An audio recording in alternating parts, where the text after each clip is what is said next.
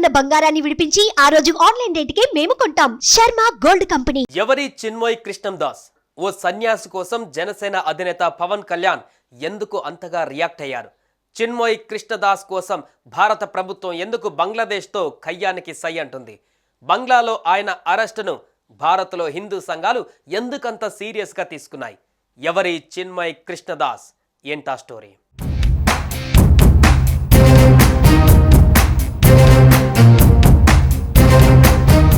చిన్మయ్ కృష్ణందాస్ ఇస్కాన్కి చెందిన ఓ సన్యాసి. అంతేకాదు హిందువులపై జరుగుతున్న దాడులు ఆపాలంటూ ఏర్పాటైన బంగ్లాదేశ్ సమ్మిళిత సనాతని జాగరణ్ జోట్కు అధికార ప్రతినిధి కూడా.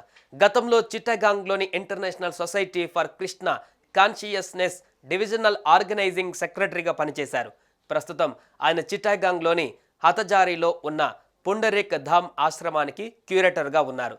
అయితే అక్టోబర్ 25న చివరిసారిగా ఏర్పాటైన ఓ ర్యాలీ కృష్ణదాస్ హిందువుల హక్కుపై గట్టిగా పోరాడారు. ఇటీవలే బంగ్లాదేశ్లో కొత్తగా ఏర్పాటైన మహమ్మద్ యూనస్ ప్రభుత్వంపై తీవ్ర విమర్శలు చేశారు. ఇదే ప్రభుత్వ ఆగ్రహానికి కారణమైందని, అందుకే ఆయన్ను అకారణంగా రాజకీయాల్లోకి లాగి అరెస్టు చేశారనేది ఇస్కాన్ చెబుతున్నమాట.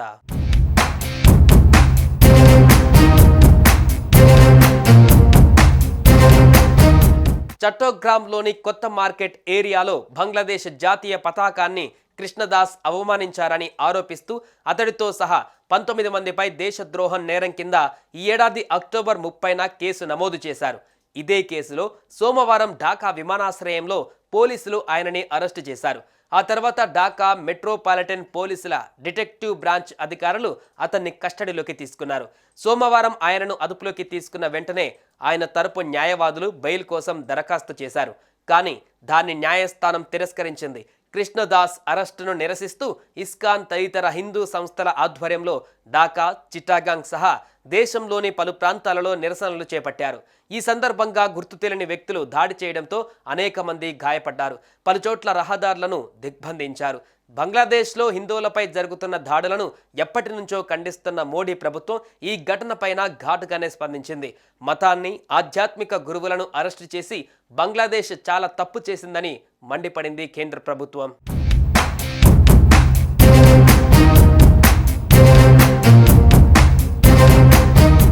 ఇదిలా ఉంటే బంగ్లాదేశ్లోని ఇస్కాన్ ఆయనకు దూరంగా ఉందని వస్తున్న వార్తలు అసత్యమని ఆధ్యాత్మిక సంస్థ వెల్లడించింది. చిన్మయ్ కృష్ణదాస్ కు ఎప్పటిలాగానే తాము అండగా ఉంటామని పేర్కొంది. దేశంలోని హిందువుల హక్కులను పరిరక్షించడానికి నిరంతరం కృషి చేస్తామని తెలిపింది. హిందువులను, వారి ప్రార్థనా స్థలాలను రక్షించాలని శాంతియుత నిరసనలకు పిలుపునిచ్చిన చిన్మయ్ కృష్ణదాస్ కు ఇస్కాన్ మద్దతు ఎప్పటికీ ఉంటుంది. మాది శాంతి, ప్రేమతో కూడిన భక్తి ఉద్యమం. కృష్ణదాస్ కు వెంటనే విడుదల చేయాలని బంగ్లాదేశ్ ప్రభుత్వాన్ని కోరుతున్నామని ఇస్కాన్ పేర్కొంది. బంగ్లాదేశ్లోని ఇస్కాన్ను లక్ష్యంగా చేసుకుని కొందరు అసత్య, హానికరమైన ప్రచారాలు చేస్తున్నారు. వీటి వల్ల సమాజంలో మా సంస్థను అప్రతిష్ట పాలు చేయడమే కాకుండా అశాంతిని సృష్టించేందుకు యత్నిస్తున్నట్లుందని ఇస్కాన్ ప్రధాన కార్యదర్శి చారు చంద్రదాస్ అన్నారు.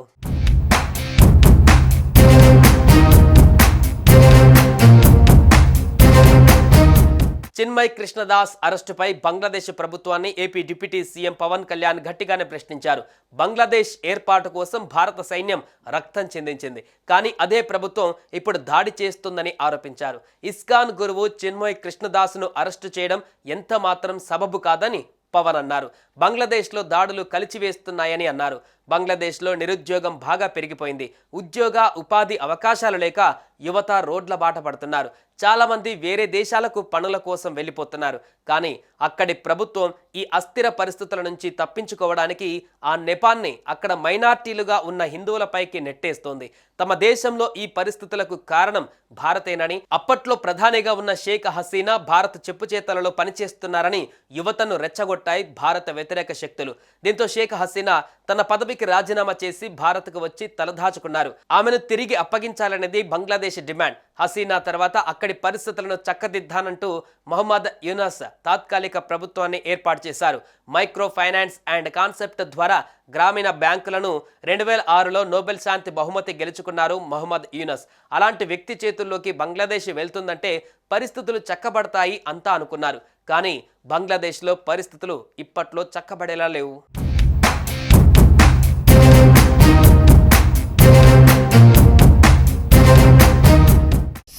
టీవీలో మీ పర్సనల్ అండ్ బిజినెస్ ప్రమోషన్స్ కోసం కింది నెంబర్కి కాంటాక్ట్ చేయండి.